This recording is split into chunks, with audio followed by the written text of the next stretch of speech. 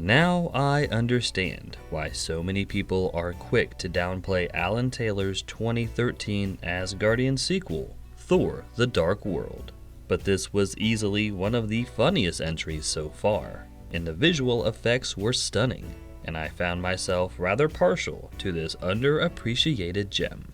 Before I commit more MCU heresy, I'll jump straight into the breakdown of this Iron Man 3 sequel prequel.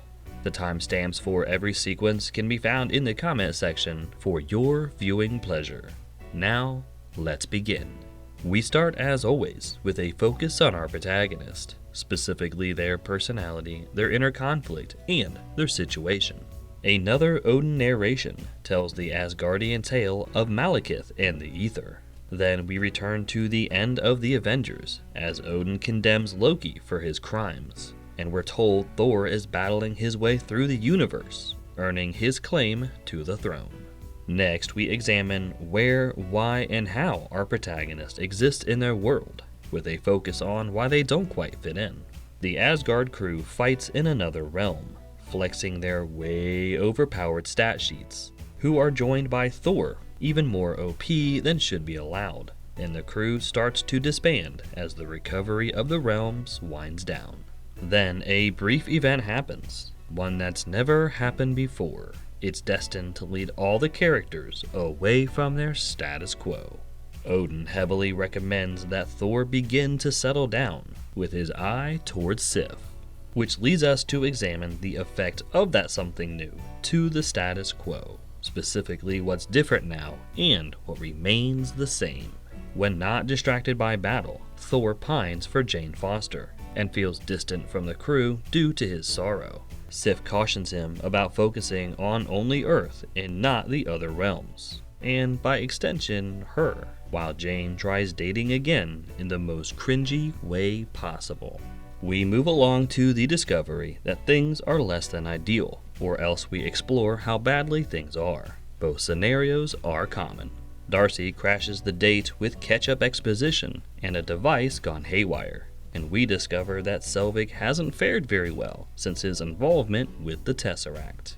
Next, our characters dedicate their effort to a specified goal, and this is always narrower in scope than what the third act will demand. Jane and crew hunt the anomalies, making their device go haywire. Then Jane hopes to find her way back to Darcy, Earth, and normalcy. Then we run through a brief checklist of the main story elements that we can expect during this journey. The Ether and Jane's infection, Malekith and the remaining Dark Elves, the impending convergence and its heavenly ramifications, and of course, Thor's enduring affection for Jane. Which brings us to the brief event that launches our characters into the wild jungle of the second act. It's also called the oh shit moment. The Ether possesses Jane like something out of a demon horror movie. Oh shit. We follow our characters as they discover the new rules and expectations of their journey. These are always distinct to the narrative at play. Jane grapples with the sudden appearance of superpowers and feels all the emotions when she's reunited with Thor. We witness the danger of her uncontrolled powers. Then Thor carries her off to Asgard for her protection and Earth's. Next, our characters showcase their ability to grow and progress, and this is typically an external or physical beat rather than internal or emotional. Jane proves herself by recognizing and defining Asgardian technology. Then Odin provides answers to the power coursing through her veins, and we revisit the tale of the Ether, confirming Jane's dire infection. Then our characters face legitimate and understandable reasons to deviate from their stated convictions, agendas, or desires. Malekith creates a new cursed elf, a one-man task force, while Loki rejects Frigga out of pain despite his love for her. And Thor is tempted from his throne by Jane, going against Odin's demand. We endure the anxiety as our characters face an escalation of problems and complications. The cursed elf transforms and breaks loose in Asgard, leading to a mass breakout in the dungeons. Odin commands his troops to action despite the fear in his voice, and Sif notices Jane, who has the inside track on Thor's affections. Then Heimdall detects the invisible invasion and takes out one ship, his damn self. Next, our characters evolve internally or emotionally, and they do this by using elements of the plot or story, which they've gathered and learned so far. Fearing the sudden onslaught, Heimdall activates the castle's defenses. Then Asgard suffers mass casualties, as Malekith kills everyone in his way. This will divide Thor from Odin. Then our journey-weary characters come to terms with their ongoing struggles. Moments and elements of the first act are used to gauge their progress. The Act 1 reunion of Malekith and the Aether is prevented by Frigga's trickery, and the Act 1 Asgardian legend is expanded to funeral customs. And Selvig's Act 1 disappearance is solved, along with the Convergence's threat, which results in a brief event that strikes at our protagonist's core conflict.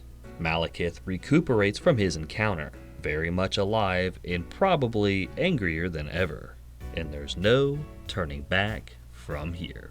We receive needed answers alongside our characters, which relate to both their external journeys and their internal conflicts.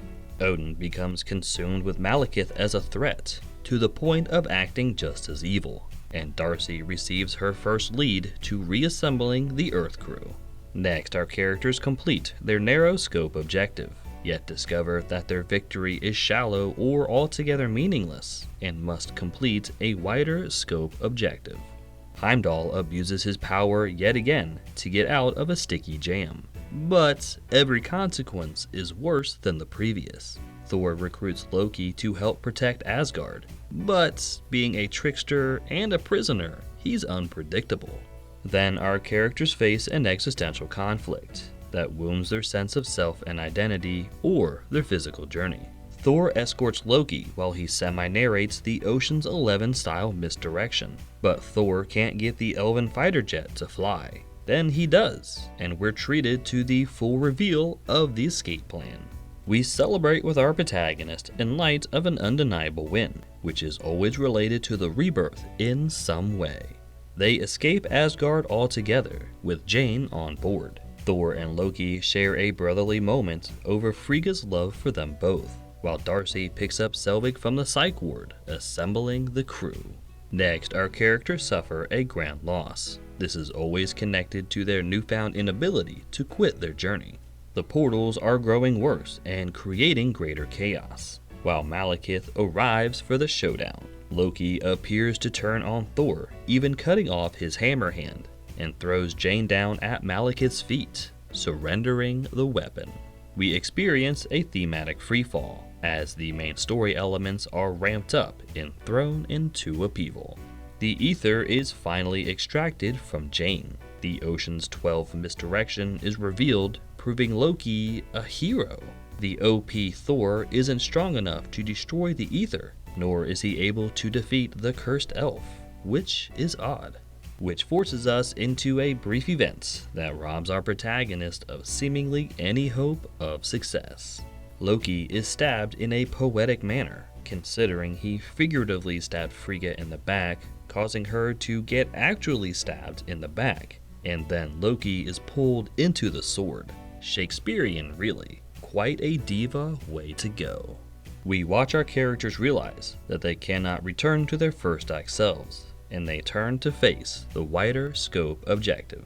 Thor suffers the loss of yet another family member to Malekith, and Jane foretells the end times will begin on Earth. Naturally, they find the portal that takes them right back to London, where the Earth crew finally reunites, plus Intern, and begin to click again. Next, our characters use the major swings of the story and their personal journeys to move towards the climax. Loki's overly dramatic death is revealed as trickery, of course, while the Earth crew pinpoints the exact point of attack to save the universe. Malekith invades Earth, which he's done in 2 other realms this movie. Then Thor trades punches with the bad guys. Then the final confrontation plays out between our protagonist and characters against the antagonistic force. Jane enters the fight with her tech savvy, while Thor battles Malekith through an endless sea of portals. Intern saves Darcy, giving these 2 characters something to do. Then Thor charges in for the final attack, trusting in Jane and Selvig, which culminates in a brief moment where our protagonist finally, and oftentimes metaphorically, overcomes their place in the Act 1 status quo. Thor uses the hammer to drive home the figurative nail in Malekith's coffin, protecting his future kingdom with his worthiness to rule. We experience the direct aftermath of the climax. This can give our characters a moment to reflect on the situation, or else wind down the action with a coda. Selvig portals the elven ship and crushes Malekith before he can do that final scare thing that villains like to do. And Thor, wakes up. Next, we touch base with additional characters, typically to contrast them against the new status quo.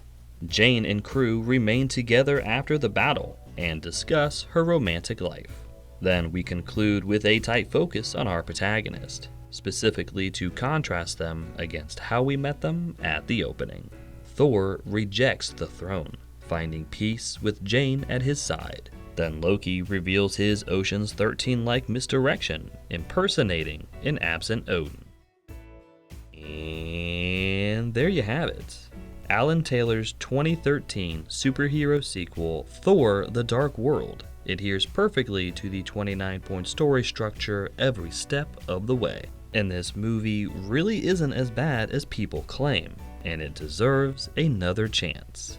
Now, let's move on from a bad guy's tricky misdirections and misdealings to a bad girl's tricky misdirections and misdealings, with my deep dive into the origin of the world's most famous animal killer. Join me next time for Craig Gillespie's 2021 Disney villain prequel, Cruella. As always, thank you so much for your time. Please like and subscribe if you enjoy this content, and consider commenting on and sharing this video to help the channel find its audience. Take care of yourselves out there, and I'll talk at you next time.